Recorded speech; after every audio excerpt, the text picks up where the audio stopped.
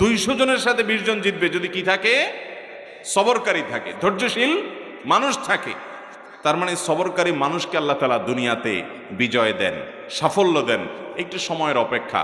আর বদমেজাজি মানুষ জায়গা জায়গা বেইজ্জত হয়, অপমান হয়, দুনিয়া ধ্বংস হয়, আখিরাত ধ্বংস হয়, সে কখনো শেষ হাসি হাসতে পারে না। দুনিয়াতে যত নবী রাসূল এসেছেন, প্রত্যেক নবী রাসূলকে আল্লাহ তাআলা সবরের পরীক্ষা নিয়েছেন, কঠিন থেকে কঠিন পরীক্ষা নিয়েছেন, আর তারা সবাই সে পরীক্ষা উত্তীর্ণ হয়েছেন। আপনি দেখেন, একেবারে শুরু থেকে দেখবেন আদম আলাইহিসসালামের জীবনে পরীক্ষা ছিল, তিনি সবর করেছেন।